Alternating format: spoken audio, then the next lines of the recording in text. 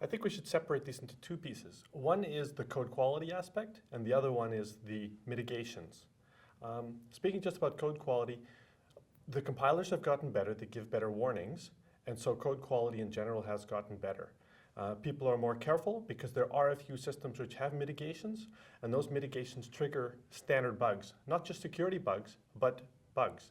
And therefore, the methodology that people throw into actually writing code has improved a little bit. As far as the greater vendor space of actually writing operating systems, I think Microsoft has really gotten the message. I'm not quite sure if the Linux crowd have gotten the message, because all these mitigations that are available now, these techniques, they've largely have them turned off.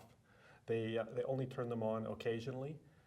They're not deployed in the main in the mainstream distributions.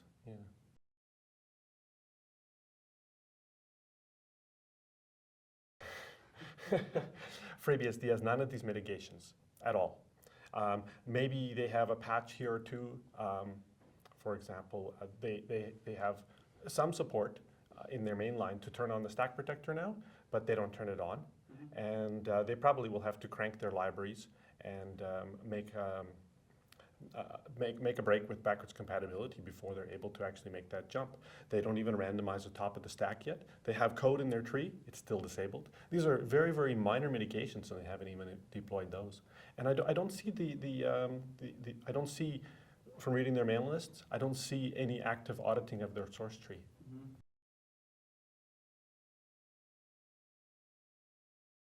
They're number 2 for mitigations. They've turned almost all of them on. Mac OS is very interesting. They're starting to turn the mitigations on, and it feels to me like they kind of have found a path that allows them to break backwards compatibility, but not in a way so that it harms their application base. So that I think is the same thing that Microsoft has done. Is they've decided that, hey, we can actually start deploying these into the ecosystem, and it won't hurt our applications because they've been careful, and they have a process for moving the ABI forward step by step as they introduce these things.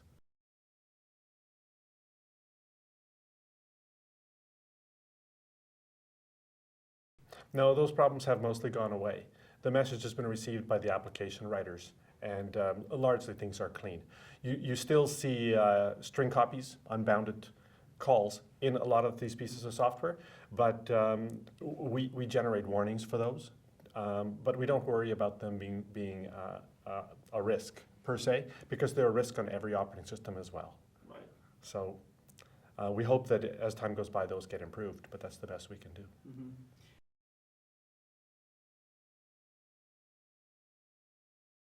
My day-to-day is I wake up and I see what the developers have been working on, and I help them. I process my email, answer questions, I ask questions, we just exchange diffs. There's nobody in the group who's an active paid employee. Everybody's just a volunteer. We have thrown the OpenBSD Foundation through a little bit of money to ensure that the new X stuff, the device driver stuff, would actually happen inside our kernel. But largely every other piece is being done completely on a volunteer basis. And then you asked about the OpenBSD Foundation. So they take donations and they funnel them basically directly into the payment of our network. And the rest of it they use to fund our hackathons, which is pretty much just cheap accommodation near a university facility somewhere. Developers fly themselves in.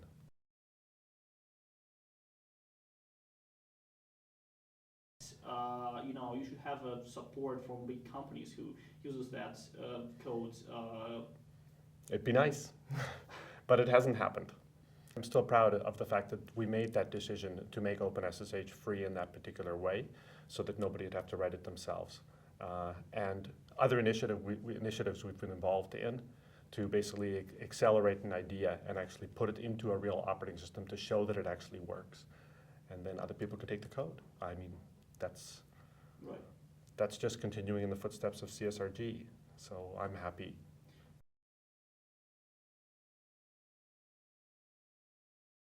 I think we're getting older and we're not as angry anymore. Okay, right.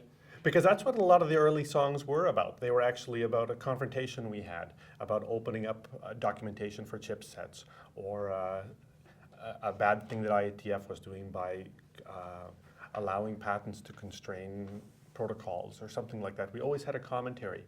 And for the last couple of years, we haven't had many commentaries. We've just puttered along and kept doing what we do. And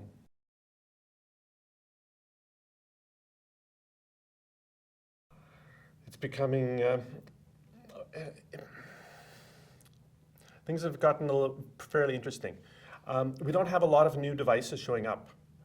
Everything's becoming very homogeneous. Pretty much Intel owns the game now. So we actually now have more challenges dealing with new Intel Ethernet chipsets and Intel wireless chipsets than we do with all the rest of the other devices. They don't show up. There are no other network Ethernet chipsets showing up from any of the vendors at the regular gigabit space.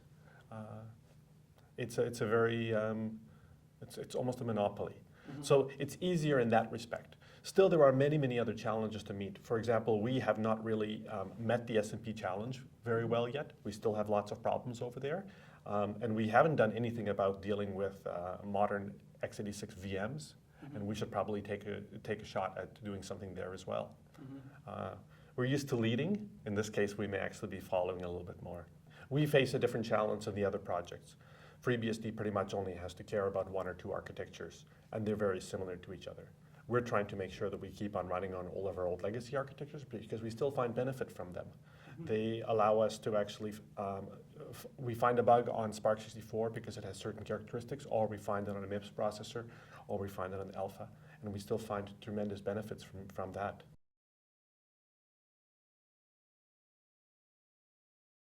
No, it's not worth it. It's not worth it. So we hope that enough people find this a path so they can fund us. Mm-hmm. Because the other approaches of just asking for people to fund us so we can keep doing what we're doing, those approaches are not working all that well. Mm-hmm. I mean, we don't have large sponsors coming from anywhere. We're not like the Linux Foundation or like the FreeBSD Foundation. We don't have this large resource base. So that's the best. This is what we started doing years and years ago, and we hope. I mean, we understand that almost everybody who's buying it, it's fun. It's fun, and I have visited users in cities around the world and seen their shelves full of their disks and how proud they are to have almost a full set, except for missing 2.5, which we didn't make enough of.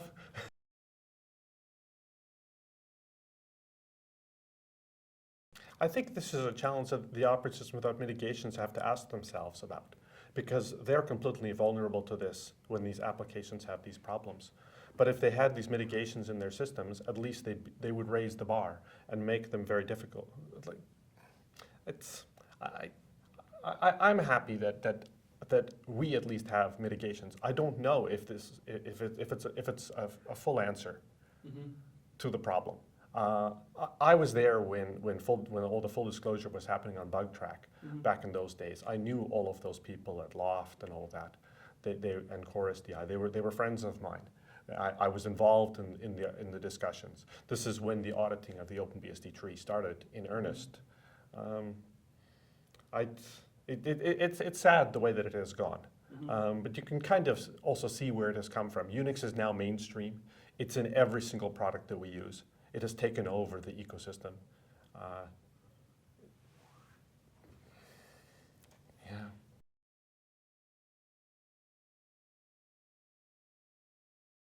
Well, I think we're more sort of a research space. Somebody has to do the innovation and push things into the ecosystem quickly and try to get a large enough install base so we can actually learn which things work and how they need to be changed. I'll give an example. When we were working on our address space randomization and our malloc randomization, both of them actually ran into a similar problem, which is that, for example, our address space randomization was too greedy with going and randomizing the address space too much. As a result, it was actually starting to put pressure on the page tables, starting to put pressure onto the cache, starting to put pressure onto the software tables that manage the process's virtual address space management. So the data structures were getting very, very large, unnecessarily large compared to a system which is a flat map with no randomization. Same sort of thing happened in our malloc. In the malloc, we started adding guard pages all over the place, and we had to back down because we discovered that real-world software out there is not ready for this. There's too many bugs in the software, and our ports developers were very unhappy with the situation. Stuff just wasn't running long-term. So we had to back off the guard paging and do something that is less guarded memory, and we hope that in time, some of the developers will once in a while turn on that feature because there's a way to turn it on program to program. And if we push that up the ecosystem, maybe we can actually see some improvements down in the long term, but not in the short term. So we wouldn't have learned that if we had actually thrown it out to our community. And the only way to throw it out to our community is to actually go and throw it in, throw away backwards compatibility. Usually we hope it's not terribly harsh. And we have a community here that's accepting of this. They see the path forward. They know that not every single change that comes and breaks backwards compatibility is directly suited for them and directly targeted to them, but they know that some of the other ones are. And so it's a give and take sort of inside our user community and our development community.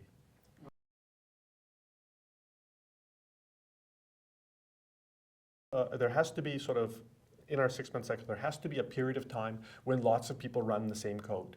So that if we've made a mistake, if we kind of misjudged the impact of one of our changes, that's the time when we're really going to find out. And people are going to deploy that code and run with it, and it's going to work out fine. These are small little effects, but we need to learn from our users.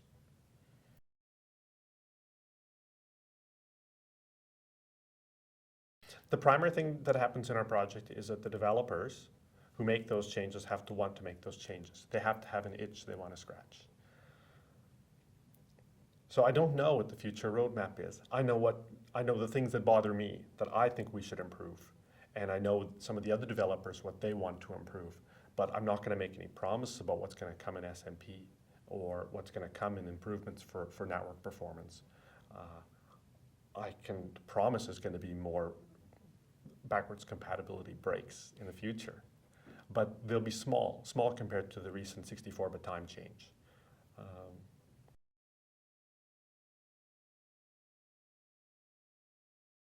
Oh, it's a tremendous, it's a really large change. There's many ways of actually dealing with 64-bit time. In theory, you can go find web pages that people have come up with, prototypes.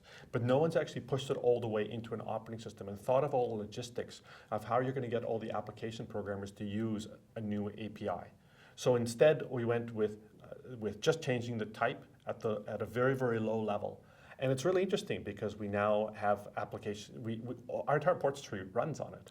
So we're basically dragging the entire application base along with OpenBSD, so that by the time we get to the point where anybody else wants to actually switch to 64-bit time, the application space will be ready for them. And that's similar to what we did with all of our exploit mitigation and address-based randomization features. By deploying them in a real system and dragging the application space towards it, anybody tomorrow in their operating system can turn these things on by default. They don't have to worry. Mozilla's going to work. We've made sure of that.